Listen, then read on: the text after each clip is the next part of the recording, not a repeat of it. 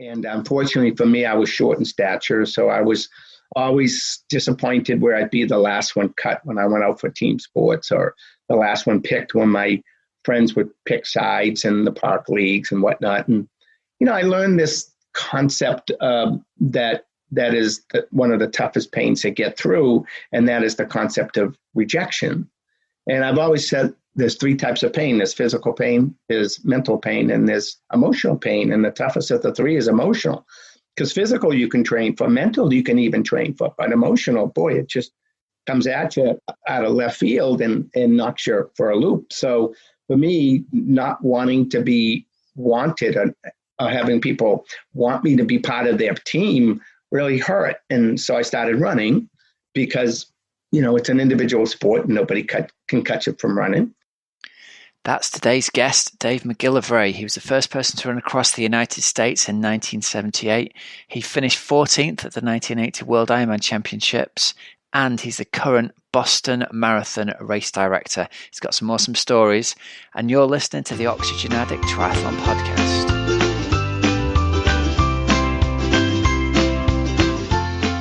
Hello and welcome to the Oxygen Addict Triathlon Podcast. We're brought to you every week by our sponsors, PrecisionHydration.com, electrolytes in different strengths that match how you sweat. You can get 15% off your first order with the code OxygenAddict15. All right, everybody, how you doing? And welcome to the show. I hope you're doing well. I know there's a lot of you out there probably got sore legs and wet feet after running the virtual London Marathon this weekend. So if you've managed to do that and get it done, then good on you. I was driving my son up to one of his sports practices and we passed a whole bunch of runners running by us in the local village. And I think they pulled off a pretty amazing event, getting everyone to do their own runs in their own time and space. And I know from reading our Facebook group, so many of our members have done it and have got such a sense of accomplishment from getting out and getting it done. And I got to be honest, I didn't think something like that would work. If you told me a few months ago you could get people to do events like this virtually, no way I'd have believed you. But it's different, but it's brilliant. That's the thing. Now, on the back of talking about the London Marathon, it kind of brings us on to this week's guest. I've got an amazing interview for you this week. You might never have heard of him. This guy's called Dave McGillivray, and I got introduced to Dave. This is the most bizarre thing ever. After my interview with Dave Scott a couple of weeks ago, I got an email from Dave Scott, and it just said, "Rob, you need to meet my friend Dave McGillivray and interview him for your podcast. He's been in the sport since 1978. He's got a ton of great stories. You guys are going to get on like a house on fire." So I gave Dave a call. We had a chat, and true enough, this man he's such a nice guy. He's not a legend of endurance sports. How about this for some of the headline figures? Right now, you might have heard of him because he is the Boston Marathon race director, and he has been the Boston Marathon race director for the last, lost track, something like the last 20 years, right? But as well as this, he also is the man who's credited with being one of the first people who did an endurance event in order to raise money for charity. He raised money for the Jimmy Fund in America, which is like a children's cancer charity. In 1978, he kicked all this off by running 3,500 miles across America from the West Coast to the East Coast. So pretty amazing. He raised, I can't remember how much money that year, but since then, him and his charity buddies have raised close to between, he thinks, $200 and $300 million for cancer charities in America, which is staggering in itself, right? But then he's also taken part in the 1980 Ironman World Championships, the one where Dave Scott won his first race. He finished 14th there. He went on to complete it another 8 or 9 times, I think, from memory. He was a manager of triathletes all through the 80s, so we've got tons of stories about managing athletes like Dave Scott and Mike Pigg and pretty much everybody else. He was the race director at the Atlanta Olympic Games for the marathon. Just tons of great stories. He's a super, super interesting guy and a really nice guy as well to boot. And he ends up wrapping up by telling a story about how he's now recovering from coronary artery disease and how he wants to raise awareness really in people because he's a super fit athlete and he never thought heart disease would affect him. I was sitting there listening to this partly going, well, it's not going to affect me because I'm a super fit athlete. and then looking at him and thinking, well, he's done 10 times more than me. So it's been a kick in my backside to think I need to get an appointment booked with the doctor and get checked out. I'm in my late 40s now. And of course, I've never had any kind of health check. Who does? Do you know what I mean? So maybe his closing story is, maybe if the story that he tells helps a few people on here out in order to get checked out, then his appearance has been worth it. So I really, really hope you enjoy the stories he tells later on. He's got some cracking stories from way back in the day at Ironman World Championships. So I know you're going to love the guy. He's awesome. This week's news is brought to us by our sponsors, Precision Hydration. Remember, they've got electrolyte sachets in different strengths to match how you sweat, from 500 milligrams all the way through to 1500 milligrams. So if you're training indoors on the trainer, on the treadmill, and you may be suffering from cramp, or you're struggling to keep your hydration levels sorted, getting the electrolyte balance sorted is the absolute key to that. So get over to their website, check it out at precisionhydration.com. You can take their online sweat test. You can also book a free hydration call. There's a link in the show notes. You can talk to one of their hydration experts who will give you guidance on what the right hydration strategy is for you for both training and for racing. And if you mentioned that you heard about this on the Oxygen Addict Triathlon podcast, you're entered to win a £50 Precision Hydration bundle, which is awesome. Okay, so some news we've got, and pretty much all of it comes from the PTO again this week. So 2 events that they've announced more prize money for. The first one in France on October the 18th. There's 15,000 euros at the Tri Games in Mandelieu in France. I've looked this up, and that place is right near Cannes, essentially.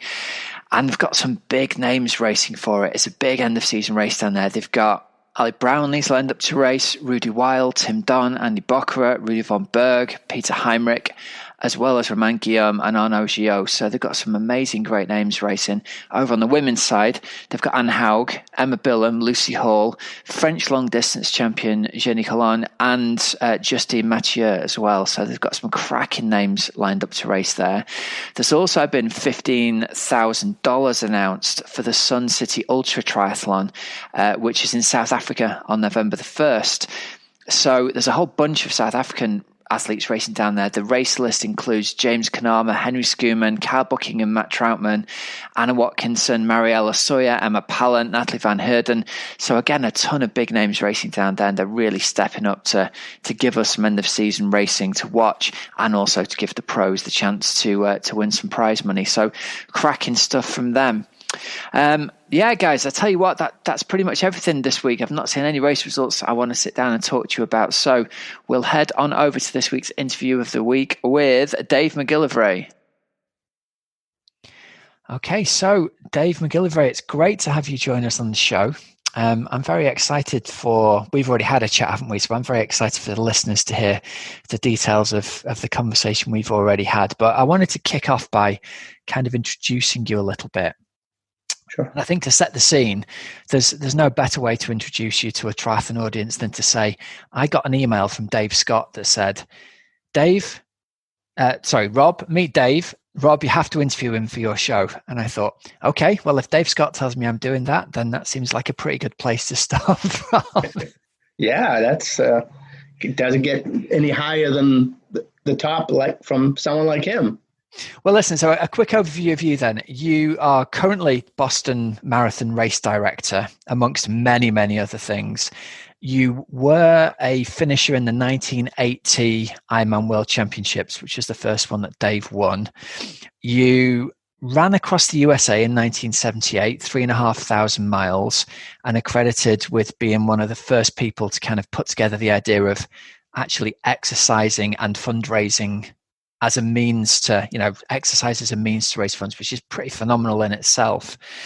God, there's so much more to go through. And you were a manager, weren't you, of Dave Scott and Mike Pigg and many, many other triathlons back in the 80s. So we've got a whole host of things to jump into here. I want to kick it off by asking you, though, about the Boston Marathon, which obviously has been postponed this year because of COVID. You've just mentioned the Jimmy Fund Walk, which takes place on the Boston Marathon course, has just taken place virtually this weekend. Start off by telling us how much money that's raised for cancer charities in the US. That seems like a great place to start. Yeah, Rob. First of all, thanks again for having me on. I really appreciate it. I got the I got the job as helping to direct the Boston Marathon in 1988. And when I showed up at the starting line at like 4 a.m, I saw all these people standing around, and I'm like, hey, what are you doing here? The race doesn't start till noon. And they said, well, we're going to walk the course. I said, you're going to walk 26 miles? And they said, yeah. And I said, wow, that's a long way to walk. And I said, why are you doing this? And I said, well, we're, going to raise some money for some of our charities. And it was probably a half a dozen people. And boom, the light bulb went off. And I said, wow, maybe there's another event here. So the following year, I proposed to the Jimmy Fund and to the BAA that maybe we should also create a walk along the marathon course as a fundraiser. And I was very, very, supportive of the Jimmy Fund over the years. And as you said, I ran across America and I did it for the Jimmy Fund. So we created the Boston Marathon Jimmy Fund Walk back in 1989. And first year we had like 300 people and, raised a nice chunk of change, but nothing crazy. And then over the years, we've probably raised collectively about $150 million. And yesterday, I think, was supposed to be our 32nd or 33rd. And like everything else, it sort of got canceled and went virtual. And you started thinking, how many people are going to walk a marathon around their neighborhood, right? And so we got it out there, and entries come in. And we had 6,500 people do it yesterday virtually, from all over the United States and whatnot, and raised over $5 million. So I'm pretty amazed that we didn't have to put out one water station, one road cone, or one barricade, and still raised over $5 million. So it just shows you that it's the event. People want to come together for the event, but it's also the cause. And there's a lot of philanthropy out there. And as you said, back in 78, when I ran across the country, that wasn't, that common that people would exercise, walk, or run and raise money for those who are less fortunate. But it certainly has become very, very important in people's lives. And they do these extraordinary things, whether it's an Ironman, a marathon, or a marathon walk, now for a greater purpose. And it just means so much more when not only do you do it for yourself as a personal goal, but you're able to help those who are less fortunate.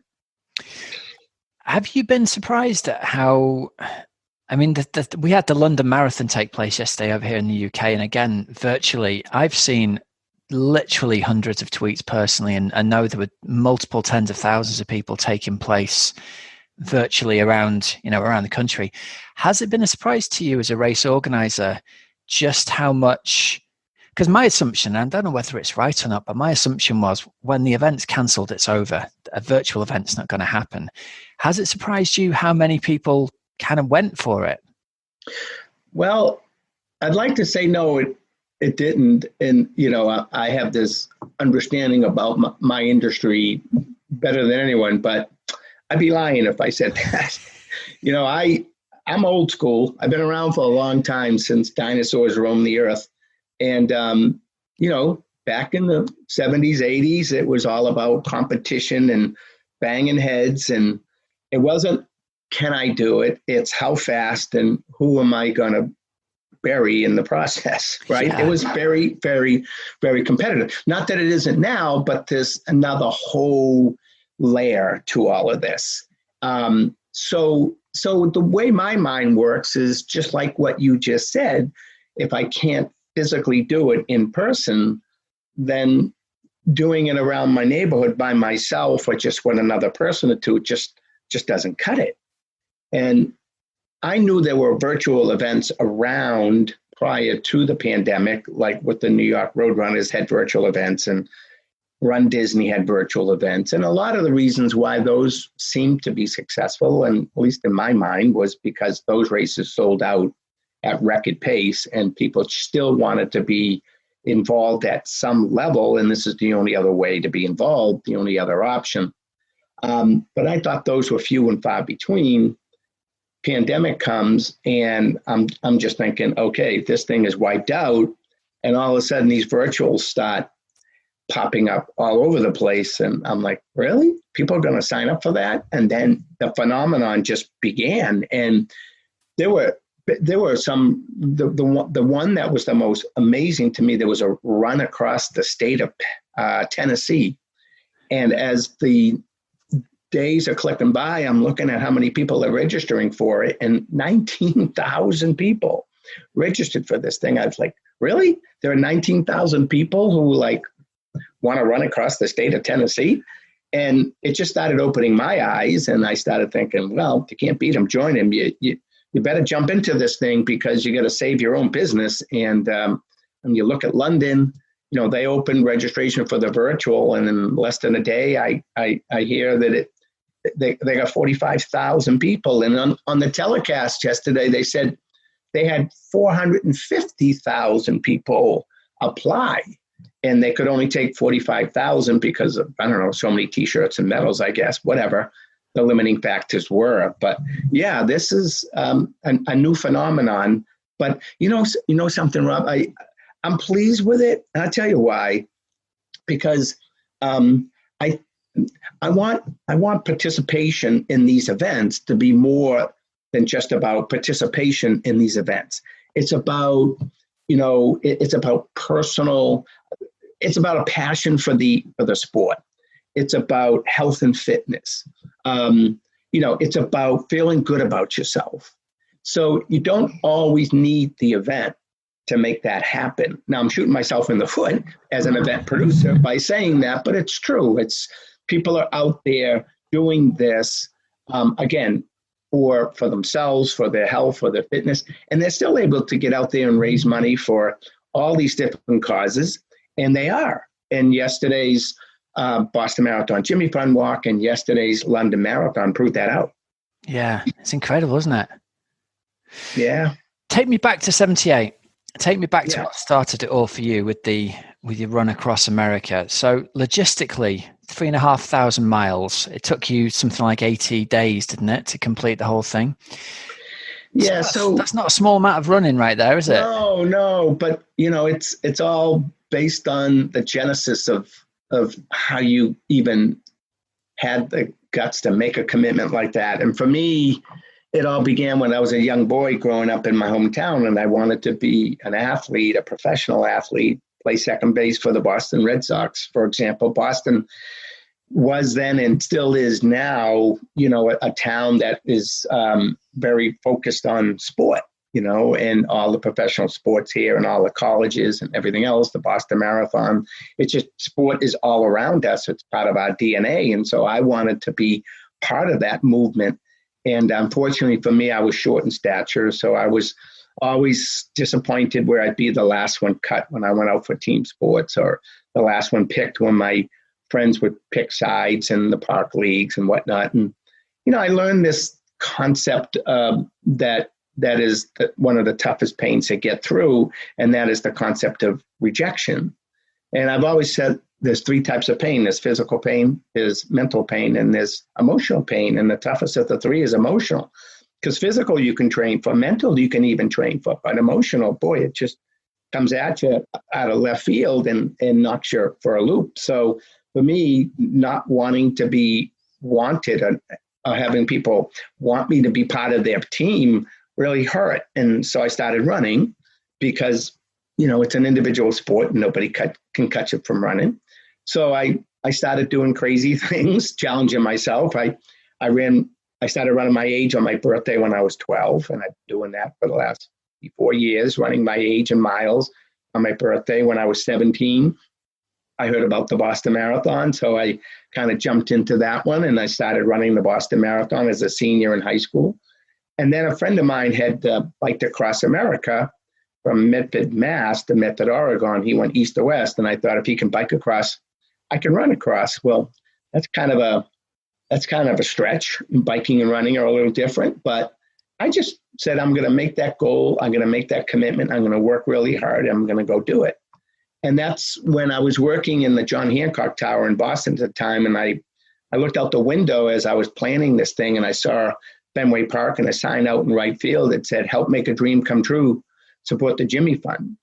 And I knew that Jimmy Fund was the fundraising arm of the Dana-Farber Cancer Institute, where the kids were being treated. And I said, I need to combine this. I need to have, that's going to be my magnet. That's going to help me through the tough days to get across America. So I cut the deal with the Jimmy Fund and the Boston Red Sox and flew out to the West Coast, in June of 78 and started my run. And I was averaging about 45, 50 miles every single day. And I was able to finish on August 29th as I had planned in Fenway Park in front of 32,000 people. And that's the day I realized I finally became the athlete that I always wanted to be. Even though I wasn't playing baseball and playing second base in Fenway Park, I was in Fenway Park doing my athletic thing, running.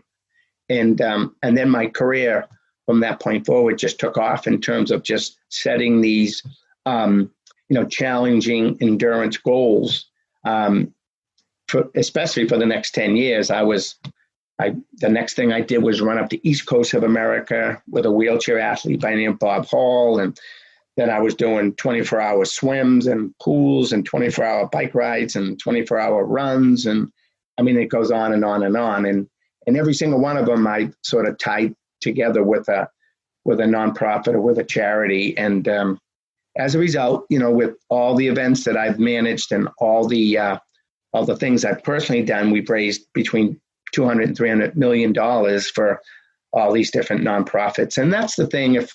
If one were to have a legacy, and I'm not saying I have one, but if one were, the one that I would be most proud of is, the amount of money we've raised, for to help those who are less fortunate and to give kids a chance. Mate, I think if anybody can say they've got a legacy, you definitely can. Thank you. Between $200 and $300 million raised, that's unbelievable. How do you go about, if anyone out there is listening and wants to do something amazing like this, to raise, a big trail around the country or whatever to raise money for a charity, how do you go about coordinating the logistics of where you're going to stay and who's going to support you on the road and how you eat and how you drink and stuff like that? How did you manage that back in 78? Well, that was the tough part. It was back in 78. It wasn't 2020 right. Like today. I mean, I had nothing back then.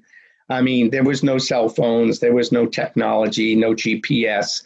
I mean, I had to use AAA maps and get out a string or a ruler and measure it out. And it wasn't always perfect, but that's all I had, right? And we didn't have all the, type of technical gear that we have today. It was 100% cotton the whole way. And same thing with nutrition.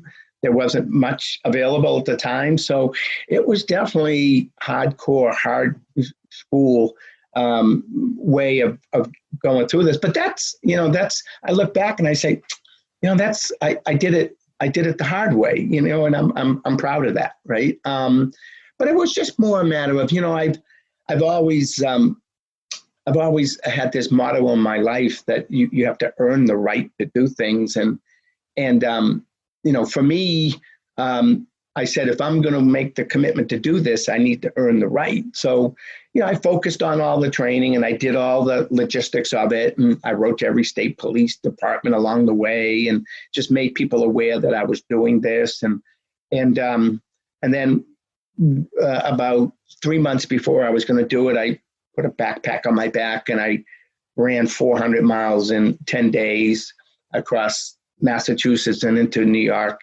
Just as a trial, just to see if I can't do 10 days, what makes me think I can do 80. And I was able to get through that. Okay. I learned from that. So it's about being intelligent about the approach, and it's all about preparation. Directing a race and running in a race have a lot of things in common. And one is preparation. If you don't prepare, you're going to get eaten alive. Where did you sleep? I got three friends together, and we flew out to the West Coast and rented a motorhome, a recreational vehicle, and they just drove. So I would wake up at 5:30 every morning, get out on the road at 6:30, run 10-mile splits.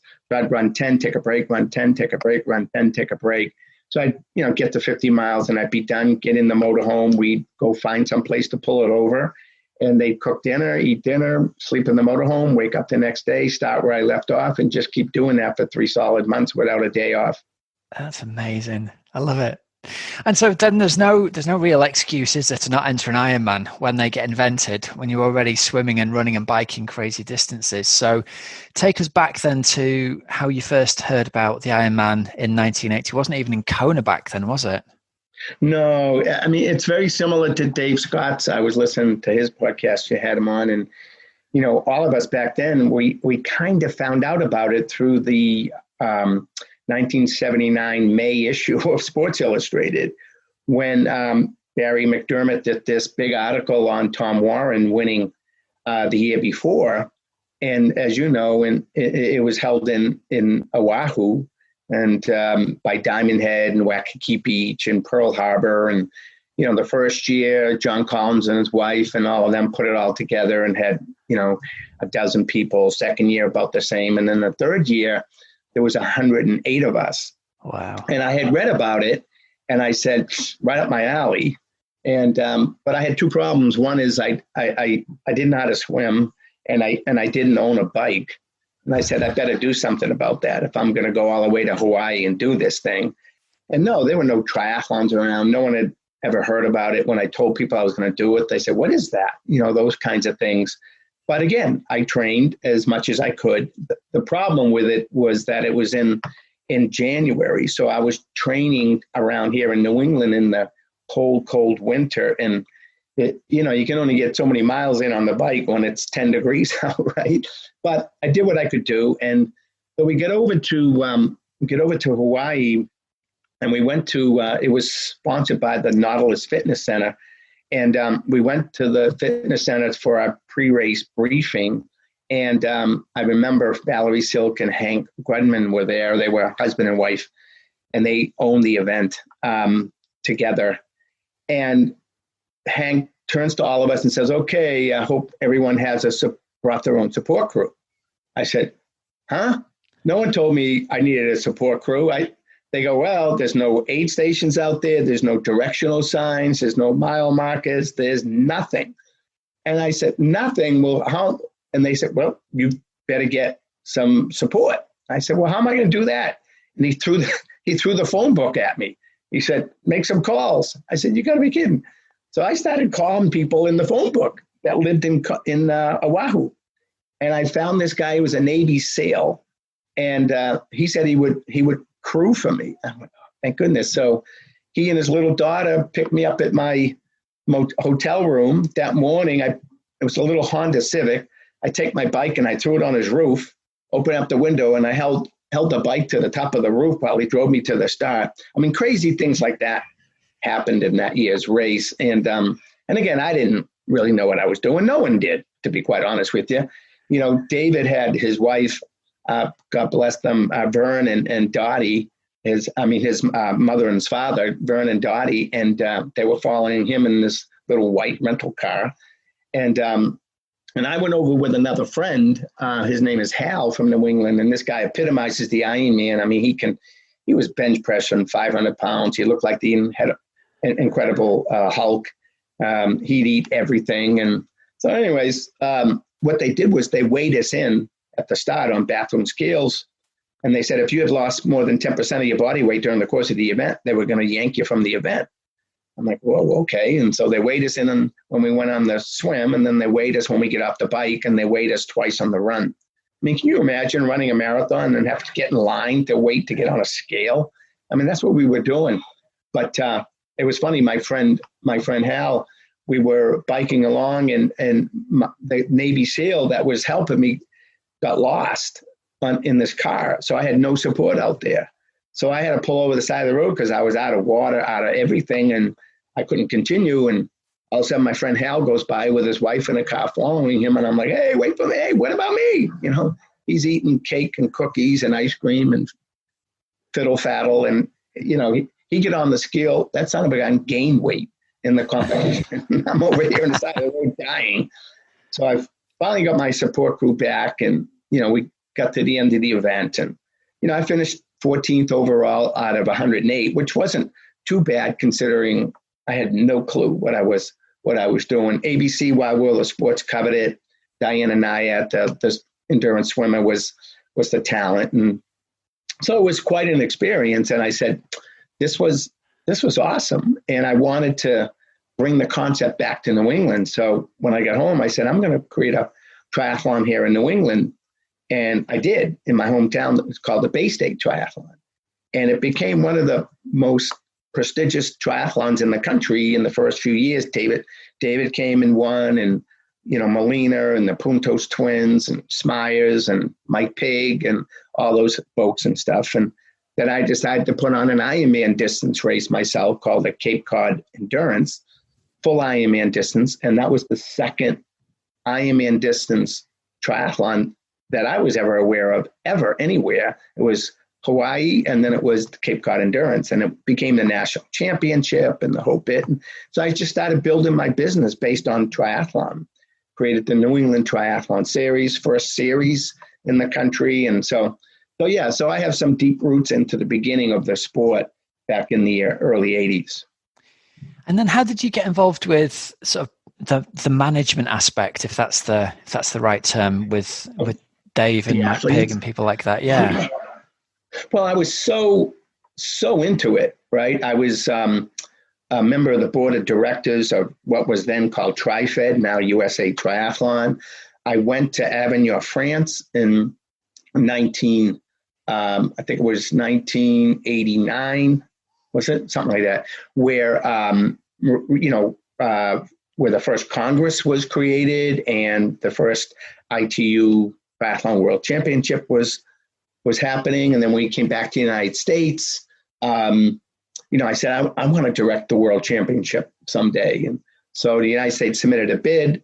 We got the bid. I submitted a bid to direct it with Cat Sports, who developed USTS, and we won the bid. And I said, wow, now I'm going to be directing the World Championship, right? So in 1990, that's what I did. And I put that on at Walt Disney World in Florida. And, first time there was ever a mass participatory event held on their property, conducted by outside vendors. I mean, way before Run Disney came about. So we started a trend there. And Greg Welch won for the men, and Karen Smyers won for the women. So as you can see, by putting on all these triathlons, I became really good friends with a lot of the top athletes in the sport. And then Mike Pig was the first one to ask me, say, hey, I need a manager. Would you ever consider managing me? Now, he was from California and I'm from Massachusetts. I'm not sure how I'm going to do this. We were faxing each other the whole time because there was no, like I said, emails or any of that kind of stuff. But I started repping him, and then I started repping a few other people, and then Karen, and then David, and Scott Molina, and Aaron Baker, and Harold Robinson, and Kenny Glar, and the list goes on and on and on. So I was one of only a handful of agents, if you will. I mean, I'm not an attorney or anything, but I knew the sport. I knew the sponsors. I knew the race directors. So by virtue of my connection with and my networking with corporate America and with race directing, I could put athletes together and help them, earn a living by participating in the sport. And that's how I got involved in managing athletes. But, and I did that for probably, 10 years, 10, 15 years. But then, then what's interesting is, triathlon is hard. It's hard to participate in. It's hard to train for because it's 3 disciplines. It's a lot of time, right? And it's just as hard, if not harder, to manage these monsters, right? So I was doing so many. I did 150 of them, and but then I was putting on road races too, and I realized road racing, putting on a 5K road race with. And the other thing with triathlon is very limiting. You can only have so many, 500 athletes or 1,000. You couldn't have 10,000. You didn't have the space. But when I started putting on some road races, I could get 5,000 people, 10,000 people. So from a business perspective, I'm like, this is a lot more financially feasible than doing some of these triathlons. So I started morphing more towards the road race scene and getting a little bit away from the triathlon scene. But again, I credit triathlon for giving me my start in the event management business. Does it surprise you that because it certainly surprises me. My first Ironman was turn of the century, like 2002 or 3, I think. And back then, there was only a handful of them. I had to fly to Australia to go and do one, and there certainly wasn't one in the UK yet. Does it surprise you how much of a business Ironman, the brand, has turned into over the past decade or so, based on all of those constraints that we've just talked about? Well, I think, it's a vicious cycle. It's almost like if you were putting on a race and you were offering prize money, I might say to you, why are you offering prize money? What are you getting out of that? You get the sponsors and you get the entry fees. Now you're taking that money and giving it all away. Why are you doing that? Well, it's a vicious cycle, because if you get the elite athletes, then you get the media. You get the media, you get the exposure. You get the exposure, then you get corporate America or sponsors to get involved. You get them involved, then you can promote it more. You promote it more, you get more people to participate.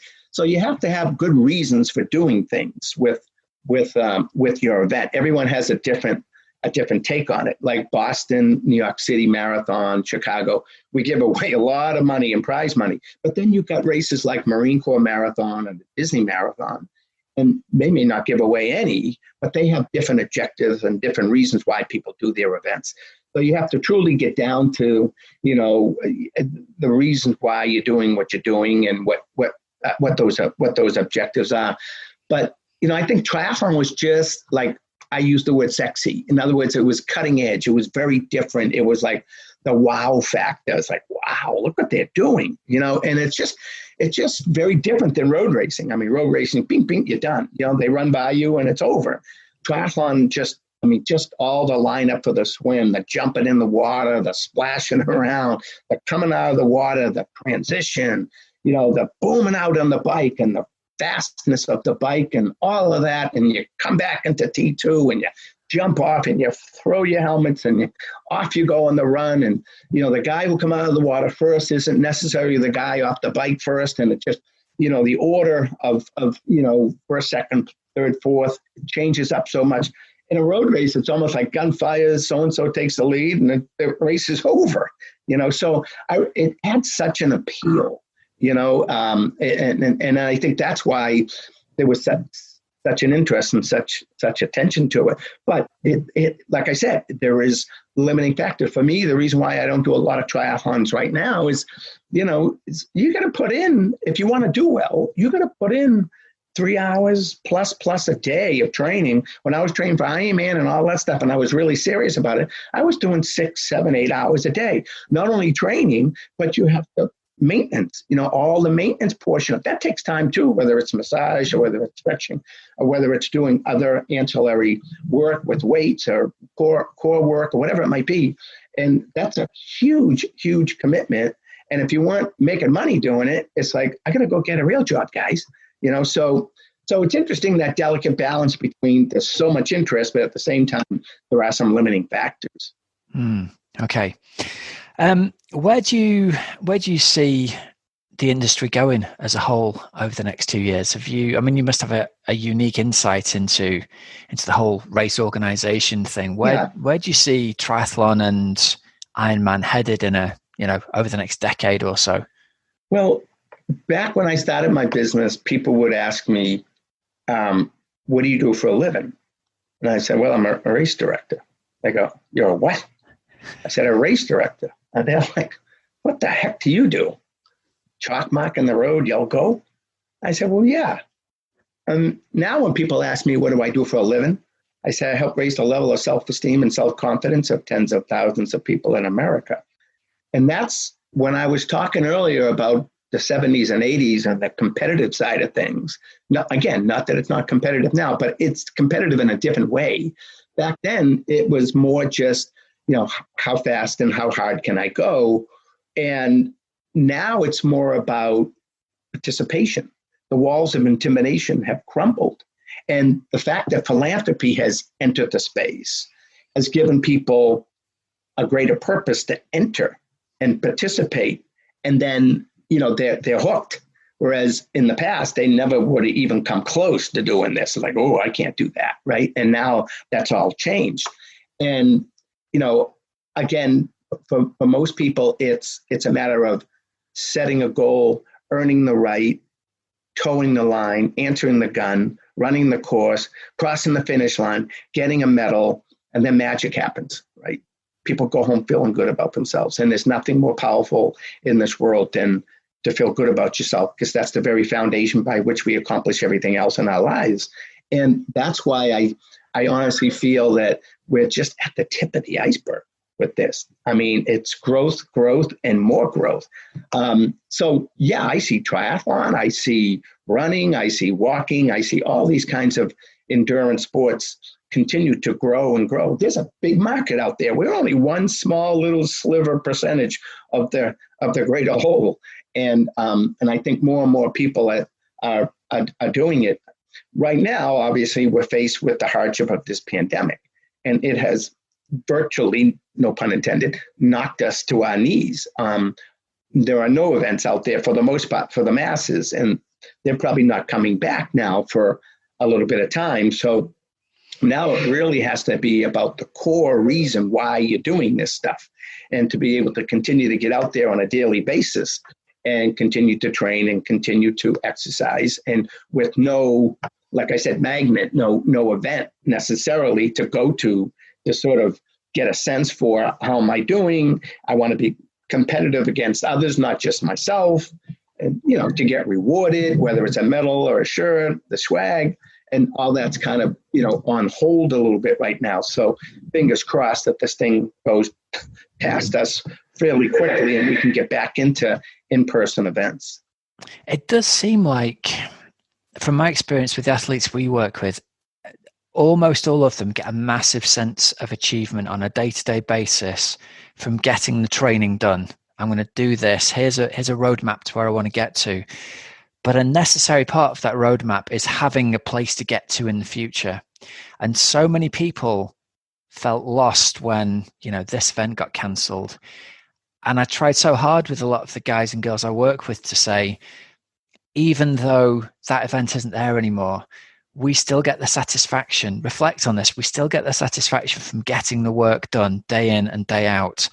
But it really did surprise me how much of a difference it made when we put some virtual events in place for our athletes this summer, how much it brought people together, even in the sense that they weren't together in the same physical space, but there was such a sense of team spirit that people had trained up for, a virtual half Ironman or whatever it was that we put on. That really surprised me. And I think you're right. It's people get the self-esteem from completing an event, but they also get that self-esteem from reflecting backwards on how much hard work went into getting that event done.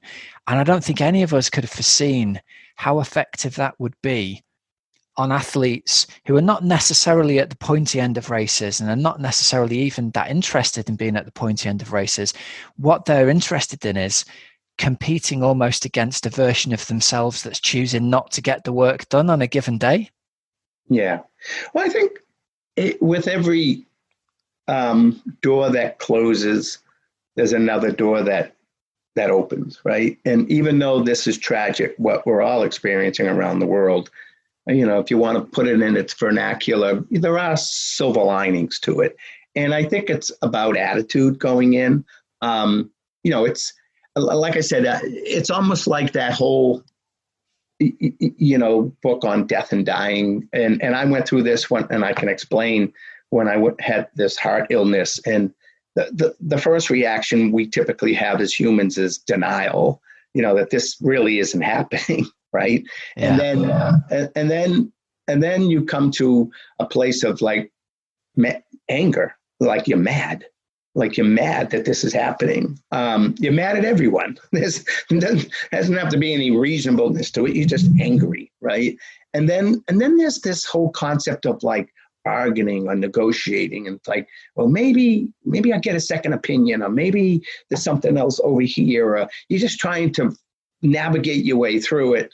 And then boom, you get bummed out, depressed, you went through these stages, and now you're like, but eventually you reach a point of acceptance, right? It's real, it's here. Like this pandemic thing, when it first started and my races were going over the cliff, I was like, trying to hold on to them. Like, no, not that one. No, not that one.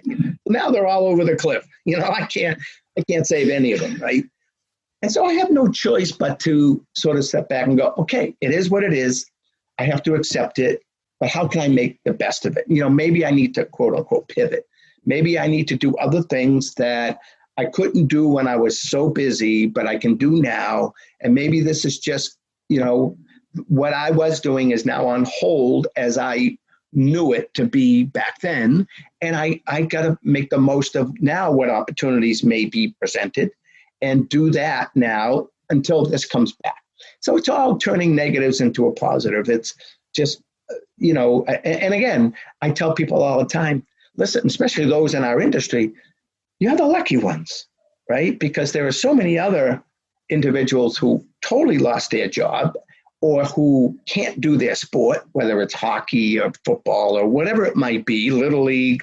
And we still have the luxury of being able to get out there. I don't think I've missed a day of running or doing something athletic since this pandemic hit. Every single day I'm doing something. And we're very, very lucky. We chose a sport that is an individual sport, and we can get out there and do it. So we got to be careful not to be too immersed in what I call like self-pity, or woe is me, I'm down and out, but be the opposite. I mean, and that's why we're endurance athletes, right? We should be able to endure this and see the light at the end of the tunnel and just look at the glass as being half full, not half empty. Yeah, that's a great answer. And you mentioned there a little bit about the heart disease. Will you talk to us a little bit about your experience with being diagnosed? Is it coronary heart disease you were diagnosed with? Yeah, so I've run 150,000 miles. I've done 158 marathons. I've run the Boston Marathon 48 years in a row. I've done 9 Ironman. Like I said, run up the East Coast, and all these things. So you're a fit guy. but you develop a false sense of you're invincible, right? And so you can easily let your guard down. And this is important to say to all your athletes listening, because sometimes through all what I just experienced, I feel like the fittest people on the planet can sometimes be the most vulnerable, because you can be in denial. Yeah, got a little pain, I can punch through that. That's a nothing. Instead of listening to your body and acting and doing something about it, you either ignore it or you even punch through it even harder, right? It was funny in my run across America when people say, what was the toughest part, running over the Rocky Mountains or 120 degrees in the desert? I said, neither one. It was the state of Pennsylvania, because it was just hills after hills, 350 miles of hills. They said, well, what did you do? I said, I picked it up and I ran 55 miles a day. I said, I'm going to punch it. I'm going to hit it. I'm going to hit it hard. And plus, I want to get the heck out of here. So the more miles I run a day, the faster I'm out of here. So instead of backing off, I went harder, right? That's what we do as endurance athletes. Right? So I was out running one day and I could feel some discomfort breathing and in my chest. I'm like, what the heck is this? And, it persisted and persisted and over the months. And I thought, well, maybe it's the cold weather. Maybe it's the hot weather. Maybe it's what I ate. Maybe it's, I didn't get enough sleep. And so I said, I better check this out. So I went to the hospital and they did all kinds of tests, echocardiogram, stress tests, EKGs, all this stuff. And they all said the same thing. No, we can't find anything. There's nothing wrong with you. And I said, yes, there is something wrong with me. I can't breathe when I'm exercising. And I knew the beauty about being fit is your body and when something's probably not right. And I knew it. And I said, guys, you got to look under the hood, right? You got to give me the big boy tests. So they did a CAT scan and an angiogram, and the doctor comes in and he goes, there. And I said, there what? They said, you have severe coronary artery disease. I said, how can I have coronary artery disease? Like, I've done all this stuff. And they said, well, we don't know, but you have it. And I said, genetics? And they said, yeah, probably. And I said, yeah, I bet it's self-inflicted too. And they're like, what do you mean? I said, well, I broke some rules. right? I didn't get enough sleep over the years and all the stress, the bombings in Boston, and just everything adds up, right? And you have a tendency of sometimes ignoring these things. And I did over a number of years, and it adds up. And eventually, it's gonna trigger. And so I turned to the doctor and I said, I have one question to ask you. He said, what? I said, is this reversible? He said, it depends. I said, depends on what? He said, depends on the person. I said, well, you're looking at him. I'm right here. And he said, well, with your discipline, I think you can have an impact in your own illness. And I said, okay, sign me up. I went on a tear and I changed everything. And I remember saying to the doctor, oh, by the way, he said, what? I said, zip it up. He goes, what do you mean? I said, don't tell anyone. He said, why? I said, because this is embarrassing. I'm supposed to be this example of being fit. And all of a sudden I have coronary artery disease. I don't want anyone to know that. And then it started, leaking out a little bit, and people started writing me saying, hey, I heard that because you had it and I have similar symptoms. I said, if he can get it, I can get it. And I went in and I got checked, and I walked out of the hospital with 3 stents, and you saved my life.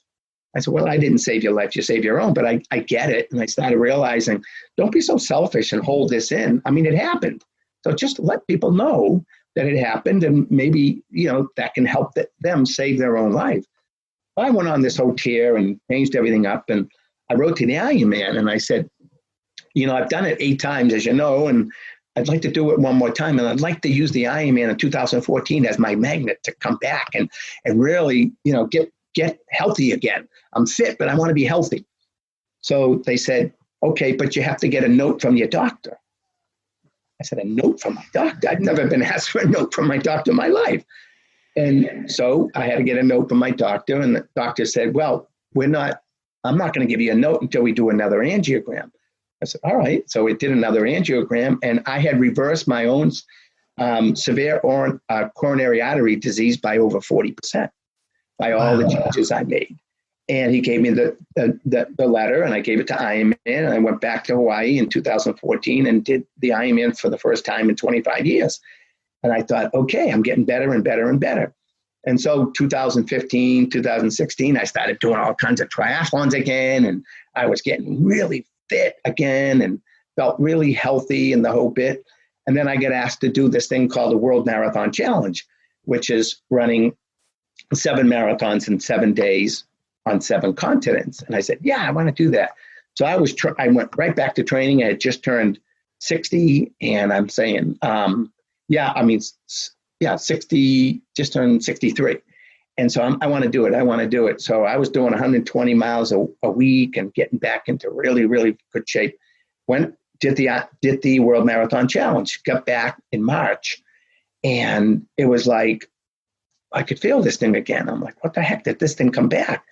And then I went and had another angiogram. The doctor said, you have 90% blockage in one of your main arteries. And I said, I thought I beat this.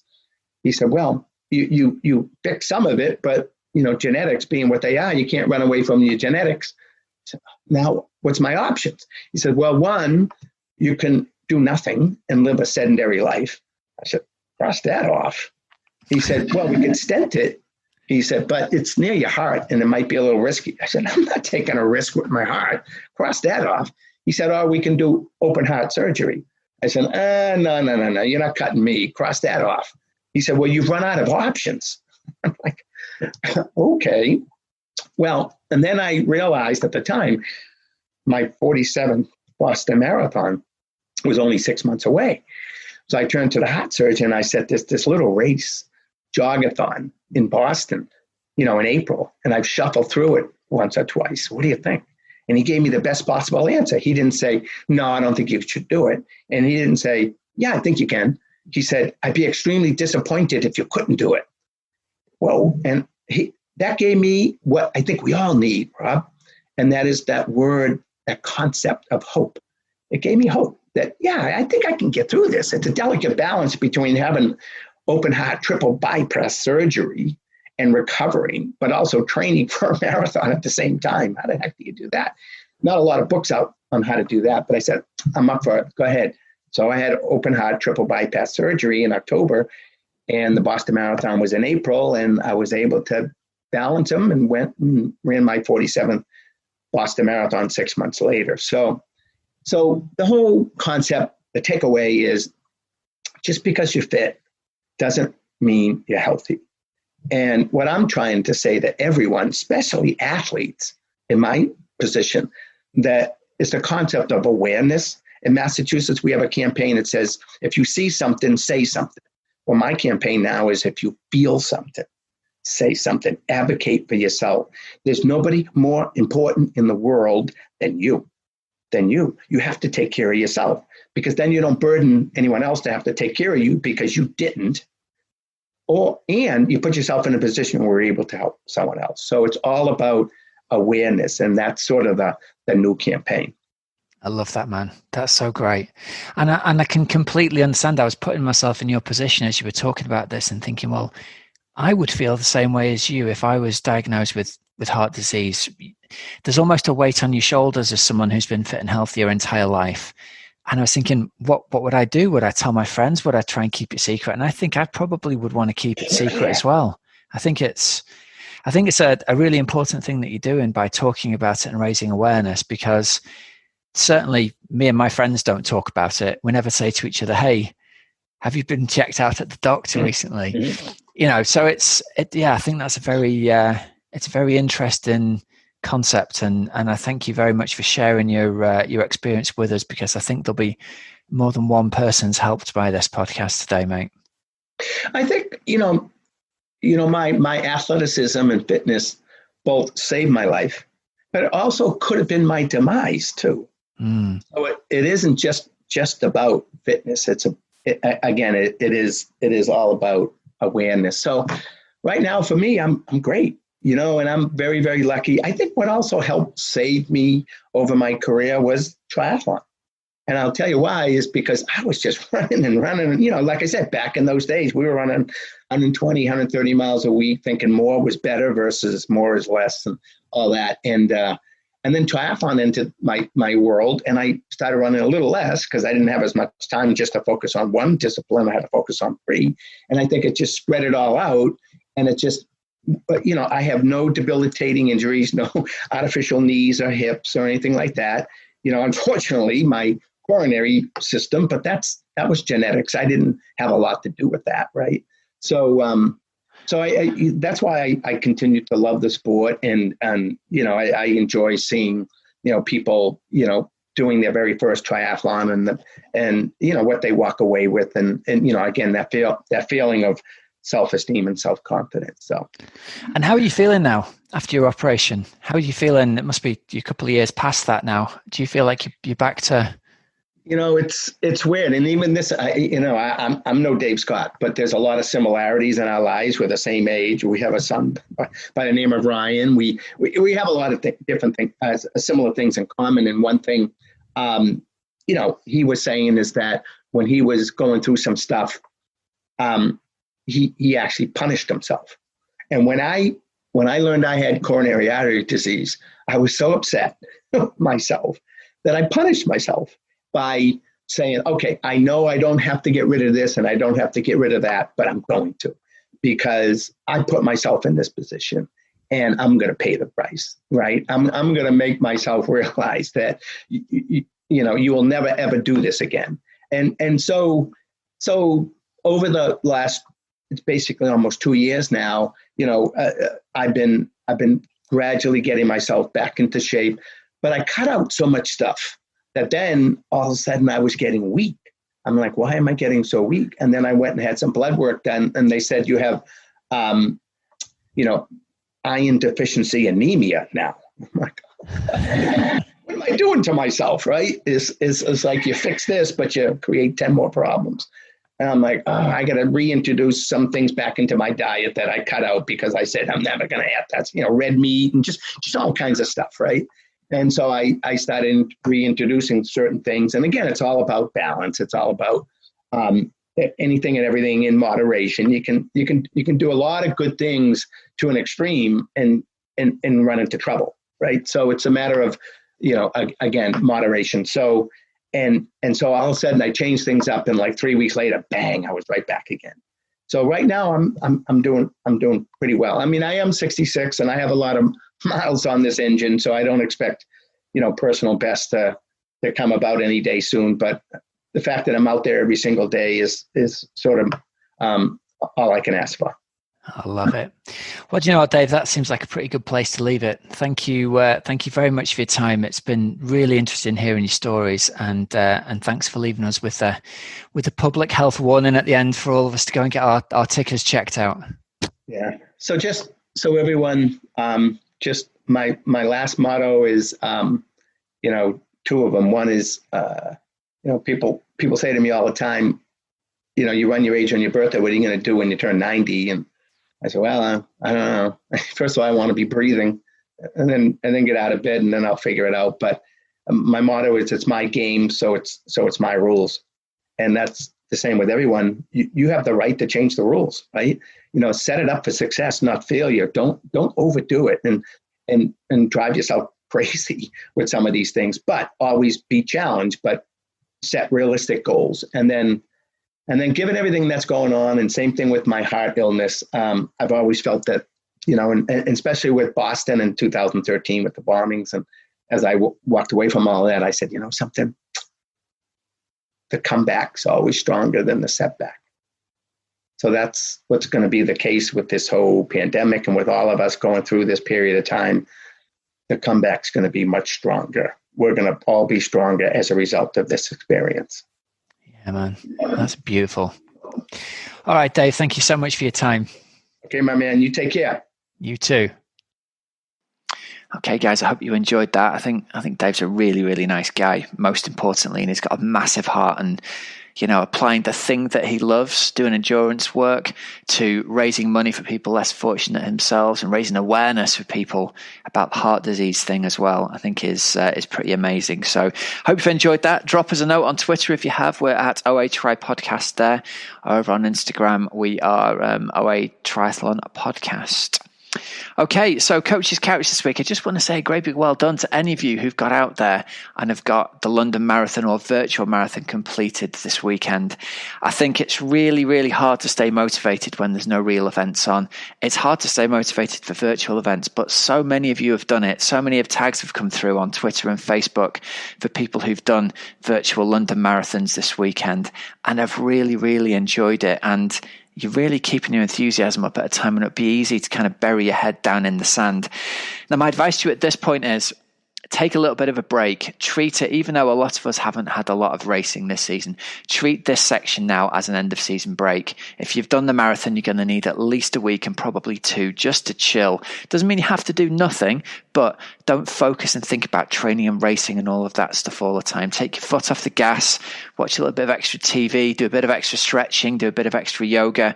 Really make your focus on something other than purely triathlon focus for the next couple of weeks. And then the advice I give to my athletes is we're going to hit it hard again from November. We're really going to make our focus in a kind of reverse periodization way, being really building our functional threshold power on the bike starting at the start of November. Plenty of steady running, swim drills in that period as well. But in order to be able to perform next summer, you need a break now. So really take your foot off the gas and have that bit of a break now. We've had tons of new members come through for Team Oxygen Addict in the last couple of weeks. Loads of them, which is lovely, have come through. Having seen me and all the other team members down at Outlaw X a couple of weeks ago, messages saying, so you guys cheered us on, and I've been thinking about joining and getting coaching for ages, and I decided to make the jump. So I'm really pleased that so many of you have decided to join us. If any of you are still thinking about getting some coaching for next year, we'd love to chat to you. There's a link in the show notes you can click to book a call with me or the team, and you can have a chat about what your personal situation is and how we might be able to help you out next year. We've got a whole bunch of partners on board with us. We've got the Performance Chef helping with meal planning. We've got Matt Bottrell helping with bike fitting and aerodynamics advice. We've got Precision Hydration offering personalized hydration calls, and we've got HRV for training offering HRV guidance. So that's on top of everything else in terms of the coaching. We've got coaching calls with me and the rest of the team.